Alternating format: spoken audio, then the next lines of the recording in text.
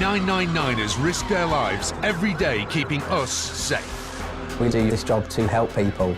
But all too often, they're abused and attacked. The vehicle threw me like a rag doll. It should have killed me. These personal attacks on police, paramedics and firefighters are at an all-time high. I'll admit, I was absolutely terrified. We don't put on this uniform to be assaulted. Leaving them traumatised and unable to work. It felt like I was saying goodbye to my career. But while the violent criminals responsible are hunted down and brought to justice, Run your mouth! You don't have to say anything about our protectors fight to get well and back on the job. I was not going to give up. There was no way. It's took a hell of a lot of hard work to get back to the place I'm just now. Ready to face the next critical incident.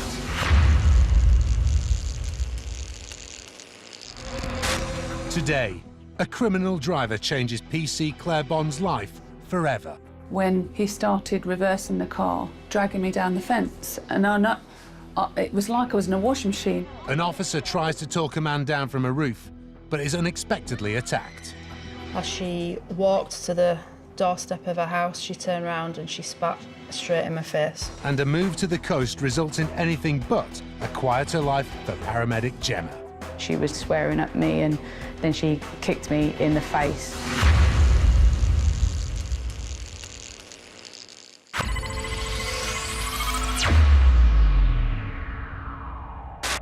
Between 2017 and 2018, there were more than 26,000 assaults on police officers in England and Wales. That's over 26,000 families upset and traumatised by their loved ones getting hurt. Kill Road as well. Put the knife down! He said, I don't want you to panic or anything. He said, but I've been stabbed. What do you want? I've been stabbed in the arm. I felt physically sick. A stolen car was driving down this road at high speeds and erratically. An officer tried to use a stinger device to stop it before it crashed into the car and hit the officer. That officer is now in intensive care in the West Cumberland Hospital in Whitehaven. John can't just scoop the kids up in the air or tie their shoelaces. Those are the things that make me angry, that has been stolen from us. Just had a phone call from my sister. She'd been strangled, and straight away I just burst into tears on the phone. I know nobody knows what's going to happen to them, but she goes to work and her kind of job is she might not come home again. In Bradford, PC Natalie King's mother always knew her daughter would be a police officer. Natalie was about 5 when she decided she wanted to be a police officer. This was a photograph of Natalie's graduation. Obviously, very proud parents. Natalie stuck with it, was absolutely determined, and finally joined the police force, and she's been doing that for about 4 years now. You never really know from one minute to the next what you're going to be dealing with. I can come in at the beginning of the shift, go to a burglary. 5 minutes later, I could be at a road traffic collision. 5 minutes after that, you know, you're dealing with a pub fight. It's job after job after job.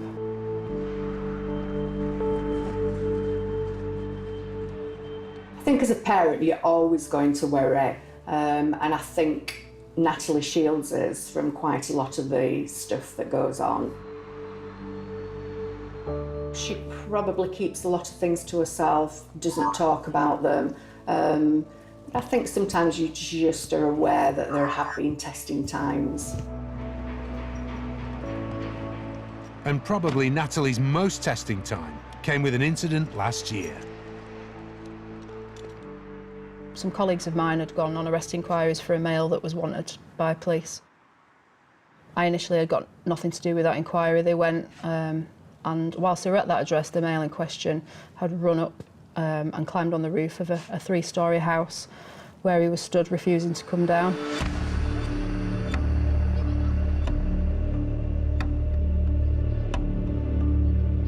They put out an assistance call on the radio and I attended that call. Do you think you can find? On arrival, the male stood on top of the roof. He was throwing down roof tiles. There were a lot of members of public around. Family are in the street shouting, screaming, carrying on, swearing at police officers. It was all just very chaotic. Get these kids in house, otherwise it's just gonna... My priority at that point was to bring this young man down safely off the roof, and in order to do so, I needed to get everybody back inside the address. But one of the household members begins to resist Natalie's efforts. She was aggressive, she was abusive, she was shouting and swearing in the street. I took action and I began to move her towards the front door of her address. As she walked to the doorstep of her house, she turned around and she spat straight in my face. Get in the house. I don't know. She then ran off into the house, and I was concerned at that point that she may also go climb up on the roof. As I've reached out to grab her, grabbed hold of her back, and she turned round and she clawed me across the face. She cut all my top lip, my bottom lip, and all inside my mouth. You're under arrest for assault, all right? You don't have to say anything, but in army defence. On taking her to the police car, she continued to spit. She spat, I think, 5 times in total, covering my coat, other people's coats. The assault happened so quickly that it didn't actually register that she'd caused me any sort of injury. There was so much chaos going on at that time. My priority was just to get her in handcuffs and get her out of the way. She continually was spitting. Anything you do say, maybe giving in evidence. Your adrenaline just carries you through these incidents, and it's not until afterwards when you stop and realise actually that, yeah, I'm injured.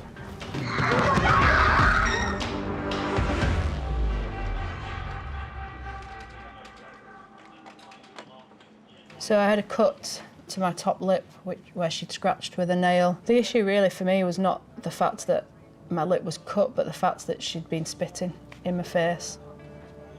I went to see the nurse in custody to ensure that all my tetanus injections, hepatitis injections are up to date. And that's just something you always worry about, really. I'll update the crimes to what you've told me. She'll be in touch with you.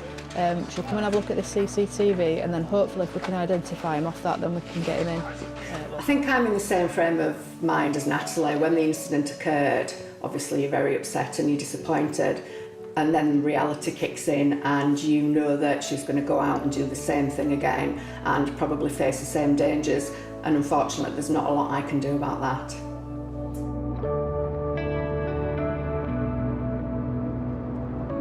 The effect of an assault like that doesn't really affect you going back out again the following day. I think it's more just disappointment than anything else, really, that people react to you in that way. Ultimately, we went there to get that young man safely down off the roof. You know, I had nothing to do with the interactions before that. My aim was to get him down off that roof, and so to be treated like that by somebody who doesn't know you while you're there in a uniform, it's really, really disappointing, and it's shocking, and it just makes you a bit sad, I think, really. People would behave like that. The female that assaulted me was ultimately charged. She was found guilty in court and given a 6-month community service order, and she was ordered to pay court costs and compensation costs. Doesn't make it worthwhile, but it just makes it a little bit easier to bear when you know that actually somebody's being punished for what they've done. Ultimately, we're just trying to do a job. We don't deserve to be assaulted any more than a person out of uniform. I've got really, really good support from colleagues, and we have a good team and we look after each other, and that's what's important at the end of the day. Just makes it a little bit easier to go back out there and do the same thing again the next day.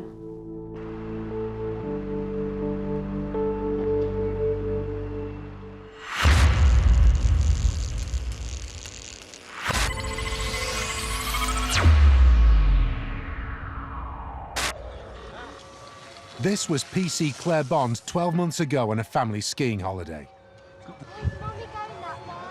She's coming. It's got disaster written all over it. Oh my God, well done. Oh. Skiing is a huge part of our family life. It was one of the first things that I asked the consultant, do you think I'll be able to ski in February? And the answer's no. Claire, my wife, she's an amazing woman. A very get-up-and-do person. Not one to sit around. Likes to look after others before herself. The last few months have been particularly challenging for the whole family. Completely life-changing for every single one of us. Just with no notice whatsoever. Just our whole lives have changed. In September 2018, Claire was working a day shift with her crewmate PC Dave Mullins. It was a Sunday morning. It was around about 11 o'clock. We got a call over the radio to say that a car had crashed into a garage by some allotments. So we blue lighted towards Stafford. We found out that the 10K Stafford run was on that day. So we're hit by some road closures. There was stewards to say that the runners were coming. When they arrive at the scene of the crash, they're informed by a member of the public that the driver has sped off. I've gone straight onto the radio and said the direction that it was travelling towards. We were quite concerned because of the runners, and we've done an area search. The car's come out one of the side roads and we've spotted it, so we've gone after the car. We've got the lights on, we've got the sirens on. He's travelling quite fast and he's starting to make a few hair-raising manoeuvres, really. I've never had a pursuit where somebody he literally will not stop for anything. There's a number of times he nearly ran somebody over, multiple vehicles that he's crashed into, and then obviously I've got in my mind the whole time the thousands of people that were running up the road, and there was clearly no way he would have stopped for any of that.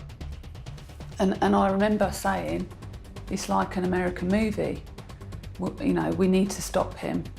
It was getting towards the point where I was thinking I was going to have to abort it anyway. I couldn't see how I could have let it run much longer with the level of driving that he was displaying. It was just getting too dangerous.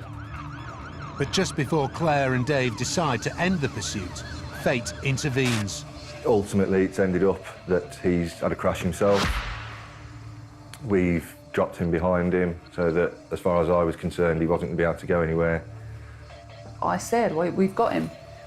You know, he can't go anywhere. Now we've just got to get him out the car. Claire's jumped out the car and gone to the driver's side. I've run round and followed her. And my thought is I'll have the keys. So I put my hand in and I realised the keys aren't there. It's a keyless car. And I've literally gone, oh. Meantime, he started basically going backwards and forwards, trying to smash his way out between the member of the public's car that he'd crashed into and our car that was, our marked car that was behind him. So Dave gets his spray out and sprays him in the face. Once you've got your pepper spray, it's very, very difficult to see or do anything. But this doesn't seem to deter the driver, as he carries on smashing between the cars, trying to get away. If he gets through these cars, he's going to be in with all the runners. So I went back to his window. I couldn't open the door. So I leant through and I punched him. I must have punched him 3 or 4 times. I'm trying to punch him, saying, stop the car, what are you doing? All of a sudden, I just remember him turning the wheel. And next thing, he slammed me up against a fence. So I'm in between the BMW and the fence.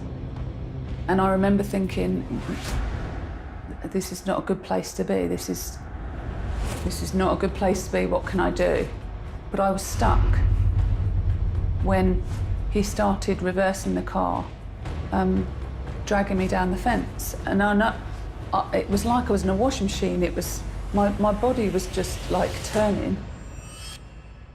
Then all of a sudden, I felt quite a hard hit. And I remember thinking my legs hurt. I've got a perfect picture of Claire being swept up in the air. It's like almost like a photograph. I can see it perfectly. The car flings her 5 feet and she lands on the pavement, but it's not over yet. I kind of started to reach for my radio when I've looked up, and I remember the BMW was such a lovely blue. It was such a shiny back of the car, when all of a sudden I seen the reverse lights come on.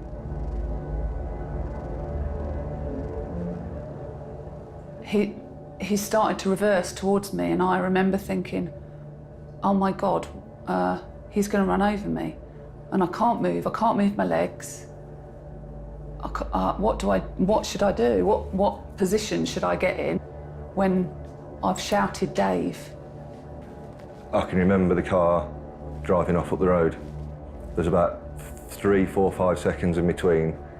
I've got no memory at all of that just few seconds gap. Within a split second, I just remember him kind of picking me up. Dave lifts Claire to safety just in time, and the driver speeds off. She was clearly in lots and lots of pain, so there was nothing I could do. I just had to hold her, just give her a hug, essentially, and just try and comfort her. I'd like to use the word that he was my hero that day. I don't think I could have asked for a better person to have been crewed with that day, really. He stopped me from being run over, and I'll be forever grateful. And he's got a bit of a special place in my heart, really. In the minutes that follow, it becomes clear that Claire has sustained extremely serious injuries.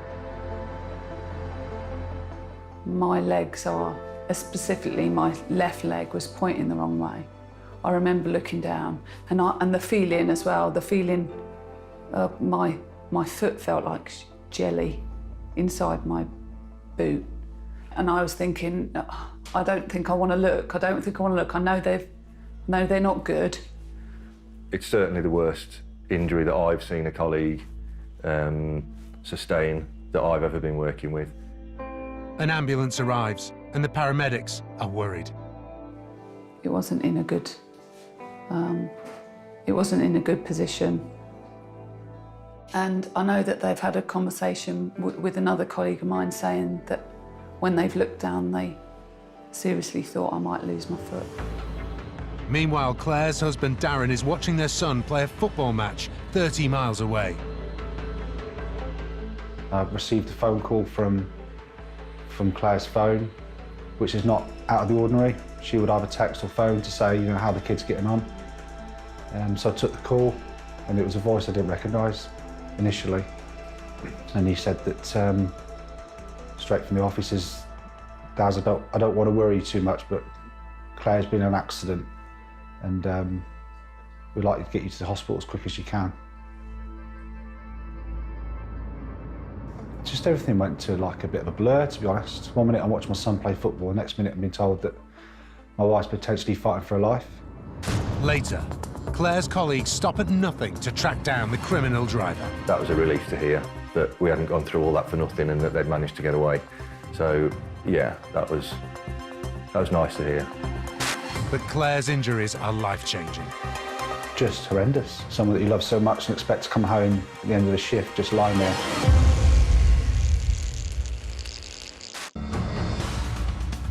This unbelievable dashcam footage shows the danger some criminals will put the public and the police in to escape arrest. In Birmingham, police pull over this driver suspecting the car is stolen. A man gets out of the passenger seat and the officer goes to talk to him. But he's just a decoy and deliberately stands in front of the police car while his mate speeds off. The police car manages to catch up with the runaway driver, whose reckless driving is breathtaking. They hit speeds of up to 80 miles per hour, weaving in and out of traffic, driving through traffic lights and on the wrong side of the road, all in wet and slippery conditions. The police car keeps up, but is forced to slow down several times because of the danger posed to the public. After a terrifying 2 minutes, the driver eventually loses control of the car, giving the police opportunity to arrest him. The driver was charged with dangerous driving and sentenced to 14 months in prison. Still to come, PC Claire Bond makes big progress with small steps. We've pulled through as a family, haven't we? And from abusive 999 callers, what's your name, please? Don't care about my name. By the time you did your job. to patients unexpectedly lashing out. I have moved on, and I've tried to use it as an empowering tool in making sure that this sort of thing never happens again. As well as physical attacks on ambulance crews, abuse can take many other forms. Ambulance services dealt with over 31,000 hoax calls in a recent 3-year period. Every hoax call puts lives at risk as resources are diverted from serious emergencies. Ambulance services to patient bullying? Yeah, I am. And I'm sick of ringing. Do you know what? My family is sick of me ringing, and it's all recorded. This person called 999 over 1,800 times. Okay, so... I mean, no. It's about you sort my wrist out. So, yeah, by the time you did your job... Right, so what's happened to you? I fell on ice. Is there any serious bleeding? No. And what's your name, please? Don't care about my name. The caller was charged with making use of a public communications network to cause annoyance. From the information that you've given me, we're not going to send you an ambulance. The caller pleaded guilty and was sent to prison for 6 months.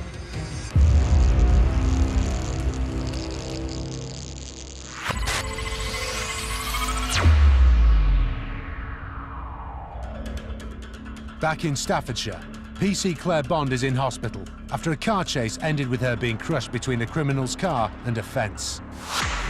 My legs are, specifically my left leg was pointing the wrong way.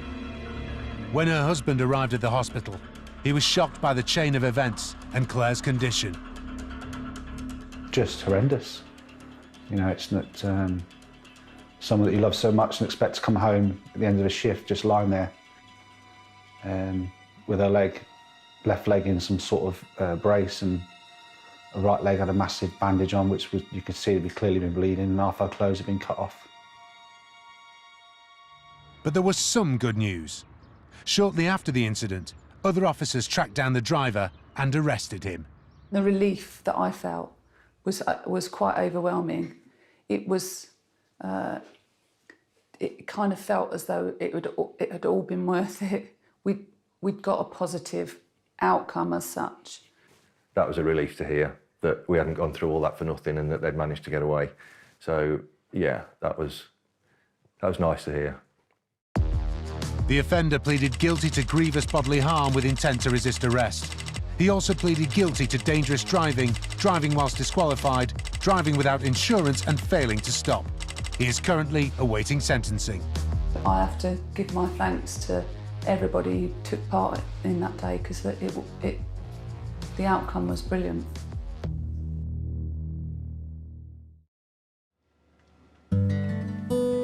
Claire's left leg and right knee were both severely injured, and she needed 2 operations. So I had an external brace on my left leg, and they'd put a screw in my right knee where there was a fracture, and they'd sewed up my knee with about 11 or 12 stitches. Yeah, I went to see Claire in the hospital after she'd had her first operation, and they'd put her leg into like a metal cage that they'd drill in just to stabilise the leg, really, and that looked horrific. It was not until I come home later on that evening that I told the kids that Mum had been injured in an accident. I didn't want to tell them too much to make them worry. I want to keep their lives as normal as possible, because I didn't want them to feel that, you know, things were going to change. But things did change. Claire was in hospital for 9 days before going home in a wheelchair. You know, it was a tough initial few days, which, you know, we've had some dark times. I can't deny that. It's been quite a rough road for all of us. That ripple effect, it's affected the whole of our family and our friends and Claire's colleagues. It's been a big thing for everybody. Throughout my stubbornness of going, this isn't going to change our life, we'll try and keep this as we normally do it, day to day, try and keep it as normal as possible. There's been things that I had no control over. All those things we all take for granted, she couldn't do any of those at all herself. Just take your time. Just moving around the house. We didn't initially have our handrail on the stairs, so I had to build one of those for the future when she decided that she was able to get up the stairs in weeks and months to come. She had to sleep on the sofa bed downstairs for weeks, which wasn't ideal. Luckily we had a downstairs bathroom that she could utilise, but even then she had to use a frame to get on and off the toilet. It's quite difficult doing that to a fit woman, you know, whose days before was able-bodied, and now, you know, I literally had to look after her like, you know, she was completely paralysed. Darren, who is also a police officer, has had to make huge sacrifices to look after Claire. How's that feel? I've stopped going to work because there's no way that I could go to work full time and be a parent and a carer. It was just going to be too much. So my work gave me some time off initially to facilitate that, which was fantastic. Relax. My force were very supportive, all my colleagues. Relax. Because, you know, it's not just a family, it's a police family. You hurt one of us, you hurt all of us. Claire and Darren's kids have also been affected and are opening up for the first time about the impact it's had on them. You broke my heart when that man ran you over, because I was actually quite sad about that and upset. You know, it's really taken a toll on our emotions. It's like, you know, some of us are a bit angry from what's happened, and, you know, it can really change a person's life. One traumatic event can change everything. I couldn't cope with it, really. But as soon as I knew you were getting better and you could get better, and that's what's happened, really. I love you both very much. And I'm so glad that you've been able to speak to me about this, because I think First time we've actually the first time that we've actually spoken about it, and I realise how you feel. Later, Claire's determined to get back on her feet. She's a golden patient. She'll do what she needs to do. She knows she needs to get better by doing certain things and using our advice. But I think her drive is going to play a massive part.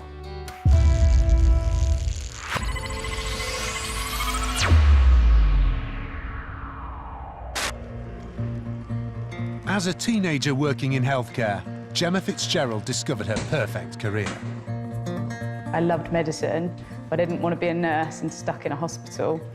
And paramedic allowed me to do all that, help people, care for people, make them feel better, but also have something different every day. It was a calling. This is what I was meant to do. I joined London Ambulance Service, and I worked for them for about 10 years. Wanted to get out of the city and move somewhere closer to the sea, so I moved and joined South East Coast Ambulance Service, where I was a paramedic here, and now I've been an operational team leader here for the last year. Gemma was quick to impress her colleagues when she joined her new team. Gemma is a very kind and caring person. She's quite a bubbly personality. With the uniform comes a responsibility for caring for others, and she takes a pride in what she does. But soon after she moved from London to the coast, the more peaceful life Gemma had hoped for didn't go according to plan. So the assault actually took place right here on this corner. And it's funny that even though it was like 5 years ago, sometimes, well, every time I drive past I think about it. It doesn't always affect me, but I always think about it, and I'm not sure I won't ever think about it driving past there. You put on your uniform and you get your call and you go, and you never really know what's going to happen until you get there. In November 2013, Gemma was coming to the end of a long shift when she got a call from another ambulance crew requesting paramedic assistance. When we got there, they sort of informed me that they had a patient who had fallen over and hit her head. She was quite aggressive, and they weren't sure if it was because she'd hit her head or whether because she was intoxicated, and they just wanted my help in assessing the patient and her injuries. Straight off the back, she was quite verbally aggressive, shouting at us. I explained to her I just wanted to help her, and maybe we could get her off the road and out of the cold and into a nice warm ambulance and let me assess her. At this point, she got quite nasty and started calling us names and swearing at us. So we decided to back off because we didn't feel like we were safe. And we called the police. Meanwhile, the patient's friend arrived and tried to reason with her, but she ended up being attacked by the woman. So we went to help her and we got her out of the way. And at this point, she started to try and harm herself. So we were just very gently restraining her so that she couldn't harm herself. And unfortunately, she got free of the restraint and she was looking at me directly and swearing at me. And then she kicked me in the face and knocked me off of my feet, so I fell back into the road. My colleague, Mark, he got punched in the chest. And then when the police arrived, she still was aiming this verbal assault at me, names and swearing at me, and then started spitting at me, even while she was being arrested by the police. I don't think I felt anything straight away afterwards just because of that adrenaline rush. It's that sort of fight or flight feeling, as I had to get back on with my job and make sure that everyone was okay, patient included. And then it's not till the sort of police arrive and take that responsibility away from you that then you start to think about you, and then the adrenaline wears off and you start to feel the pain of what had actually happened.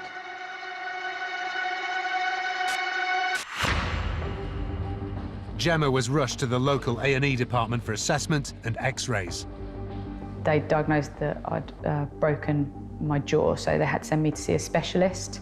So that evening, I got transferred to Brighton Hospital. They thought that I might need to have surgery. You think, well, what is it? What will they do? Will I have a scar? Will I have to have a brace on my face? I didn't know what it entailed, and that's scary. Luckily, I didn't have to have surgery. I saw the doctor that evening, and he was happy for it to be managed without surgery. It was soft diet for about 2 months. Mashed potato, overcooked rice, jelly, ice cream was a highlight. But, you know, I couldn't even have my Christmas dinner that year. Gemma then needed weekly appointments to keep an eye on her injuries. Her colleagues were devastated by what had happened. It's not that common to get an assault of that nature. The assaults aren't uncommon in the ambulance service, but to get one where somebody's actually damaged their jaw and sustains a fracture or a partial fracture is a severe attack, and it was really, really upsetting to all of us, and obviously really upsetting to Gemma. The attacker was convicted of actual bodily harm against Gemma and common assault against her colleague and the officer who attended the scene. She was given a 16-week suspended sentence, 100 hours community service, and ordered to pay Gemma £100 compensation. I think if you attack someone for no reason and break a bone in their body intentionally, that should equal a custodial sentence. I didn't do anything wrong. I just came and I did my job and I treated her with respect, and that some people out there are just like that.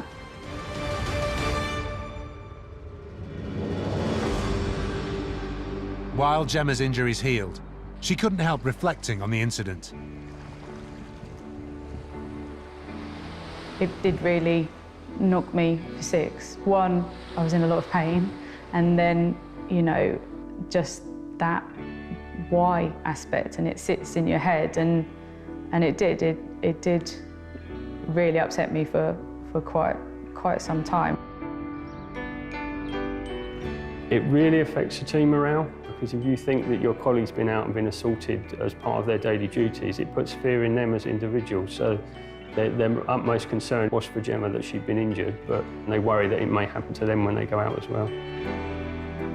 After almost 2 months off work, with the help and support of loved ones and colleagues, Gemma returned to full duties. We are one big family, and it sounds really cheesy. I know it sounds really cheesy, but we're one big family in Green, and we try and look out for each other and as best we possibly can. And it made me feel like, okay, they care, and so coming back to work, you know, won't be as hard because I know that they're there. So I can support you and feel confident. I don't think I'll ever forget about what happened, but I have moved on, and I've tried to use it as an empowering tool in making sure that this sort of thing never happens again, and to help my staff and my team if anything should happen to them. I know how to talk to them about it and who can help them and what steps we need to take. It has motivated her. I think the thought that someone's done that to me and caused me that much damage and that much harm, I think there's an element with Gemma that she wouldn't want that to get on top of her and stop her from doing the vocation that she's always wanted to do. Despite all that's happened, Gemma has no regrets about moving from life in the fast lane to the coast. I still don't get sick of that. When you come down here, like when you're finishing your night shift and the sun's coming up, it's amazing. I love it. I do look forward to coming to work because I do get to make that difference. It just makes me feel happy.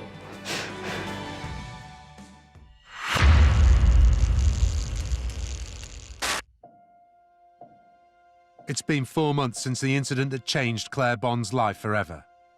As part of her recovery, Claire is revisiting the scene. So this is where it's happened, on that Sunday. I've trained in what's called FLO, Family Liaison Officer, that attends to families who have lost somebody in road traffic collisions, that kind of thing. Unfortunately, I lost my dad when I was 20 in a road traffic collision, so that's quite important to me.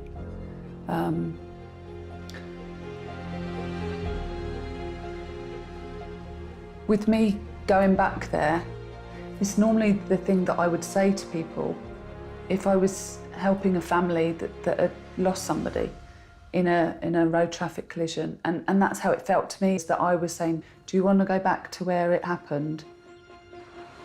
This is the fence that he's pinned me up against, and he's reversed down this pathway and has literally dragged me back along here, all the way to the bottom where the car has flipped me out. I did get a bit upset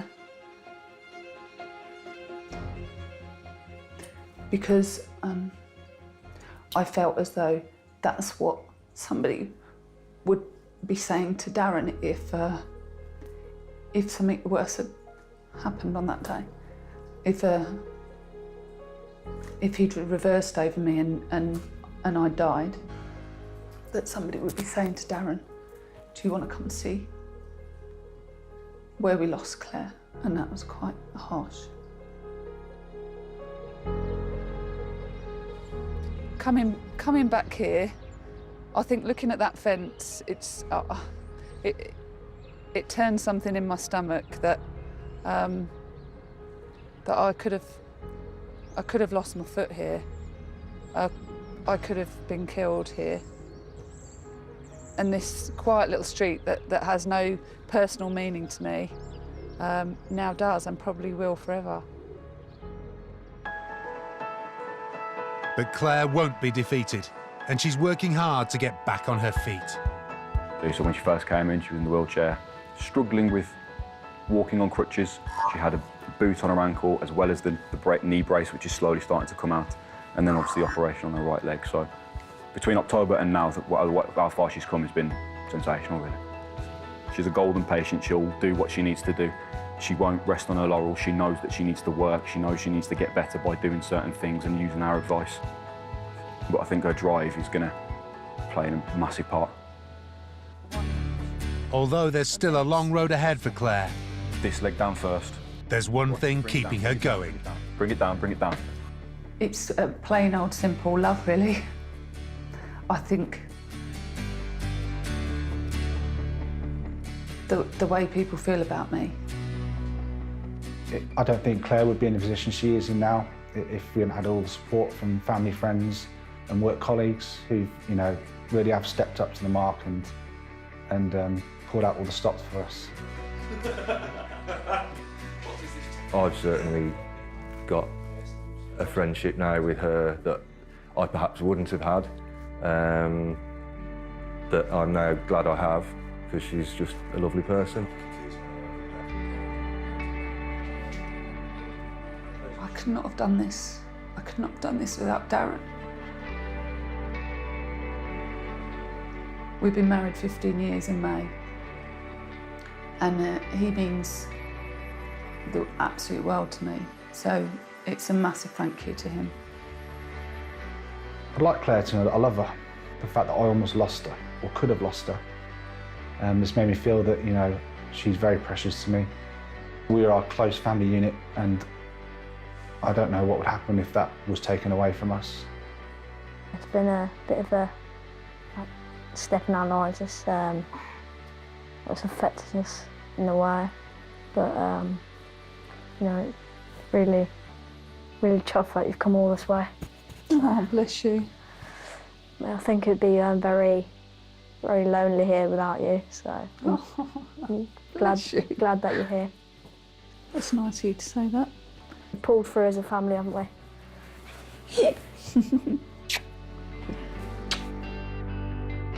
I just want to concentrate on me getting better, and then I could go back to being normal Claire, bossy Claire, back at work, organising everything.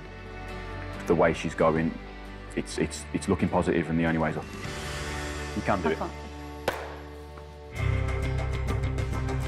Martell's about to discover a real problem property in Wales. Damp walls, holes in the ceiling, and that's just the start. Homes Under the Hammer, next.